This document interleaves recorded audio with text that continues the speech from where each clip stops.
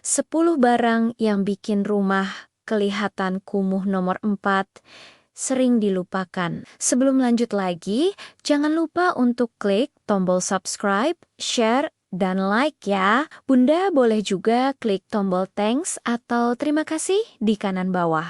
Dan kalau Bunda punya usul atau ide tema video berikutnya, langsung aja komen di bawah ya. Makasih, dan kita lanjut sekarang. Halo Bunda semua, semoga semuanya sehat selalu ya. Rumah itu sering jadi cermin isi kepala kita. Tapi anehnya, yang disalahin justru sapu, pel, atau ukuran rumahnya. Padahal rumah kelihatan kumuh, sering bukan karena kurang dibersihin, tapi karena terlalu banyak barang kecil yang dibiarkan numpuk sambil kita bilang, nanti juga beres sendiri. Realitanya, barang-barang ini pelan-pelan ngambil alih ruang, bikin mata capek duluan sebelum badan duduk. Dan akhirnya kita ngerasa rumah nggak pernah selesai, walaupun seharian di rumah. Sekarang ini fenomenanya makin kerasa. Belanja makin gampang, barang datang makin sering, tapi waktu beres-beres makin langka. Rumah berubah jadi tempat transit barang, bukan tempat pulang buat nenangin hati. Lucunya, satu lap basah, satu kardus, atau satu gantungan penuh bisa bikin suasana rumah turun drastis. Kayak niat hidup rapi yang kandas cuma gara-gara hal sepele tapi konsisten. Ini bukan soal malas. Ini soal kita terlalu terbiasa hidup bareng kekacauan kecil yang kelihatannya aman-aman saja. Makanya pembahasan ini penting. Bukan buat nyindir siapa-siapa, tapi buat nyentil pelan sambil ketawa. Karena kadang rumah nggak minta dibersihin, habis-habisan, tapi cuma minta kita sadar barang mana yang diam-diam bikin rumah kelihatan lelah. Dan kalau satu rumah bisa berubah kesannya cuma gara-gara 10 barang. Artinya ketenangan itu sebenarnya nggak jauh. Cuma ketutup benda-benda kecil yang kita anggap biasa. Barang pertama itu kardus bekas yang katanya masih kepake. Kardus paket belanja online yang awalnya cuma satu. Terus nambah karena diskon terasa sayang dilewatkan.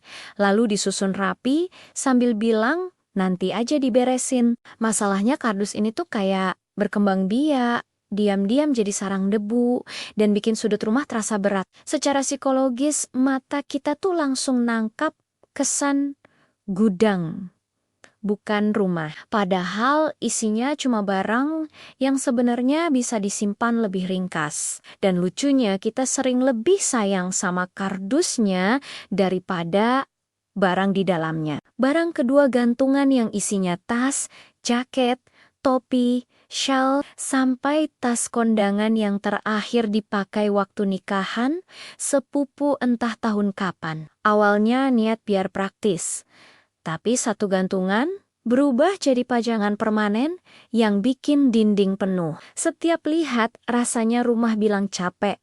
Secara visual, ini bikin ruangan kelihatan sempit, dan secara emosional bikin kita ngerasa hidup kok ribet banget. Padahal yang ribet itu cuman kebiasaan numpuk. Barang ketiga perabot plastik yang warnanya sudah kusam. Rak plastik yang dulu putih, sekarang abu-abu kelelahan. Ember plastik yang warnanya udah kayak nostalgia masa lalu, fungsinya memang masih jalan. Tapi tampilannya bikin rumah kelihatan tua sebelum waktunya. Ini kayak pakai baju rumah yang udah melar tapi masih dipertahankan. Karena nyaman. Nyaman iya. Tapi pas ngaca, kok rasanya pengen cepat-cepat ganti. Barang keempat lap dan kain pel yang digantung sembarangan. Ini barang kecil tapi dampaknya memprihatinkan. Lap basah di gagang pintu, di kursi di belakang pintu kamar mandi.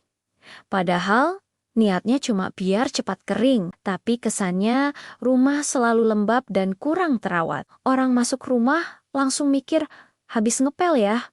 Padahal kita capek juga dibilang ngepel terus. Ini sering dilupakan karena dianggap sepele. Padahal efek visualnya besar. Barang kelima tumpukan sepatu di dekat pintu, sepatu sekolah anak, sepatu kerja suami, sandal rumah, sandal luar, Semua ngumpul tanpa aturan. Niatnya biar praktis, biar nggak ribet cari.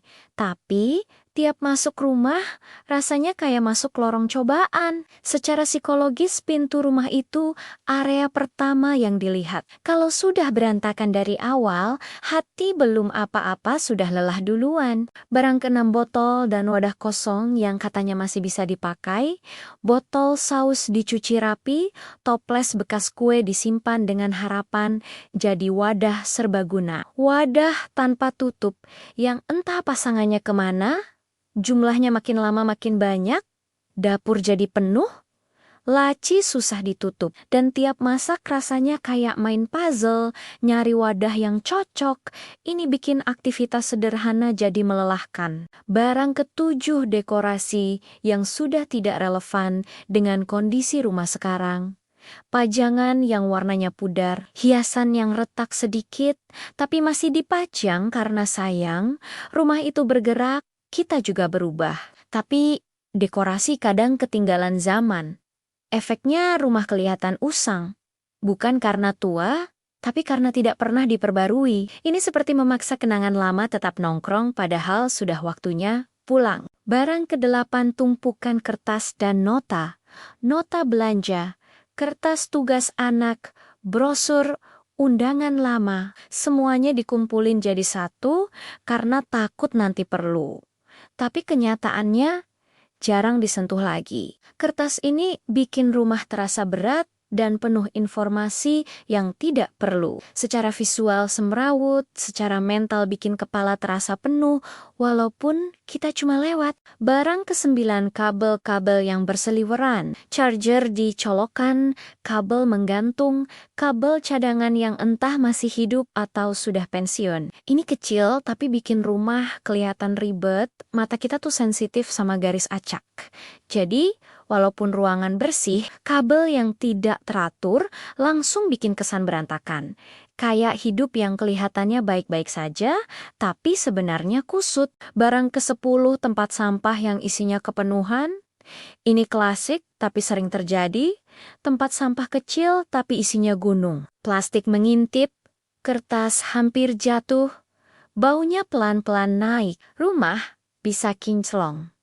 Tapi kalau ini dibiarkan, kesan kumuh langsung muncul, dan lucunya, kita sering nunggu penuh dulu, baru dibuang. Seolah-olah itu pencapaian.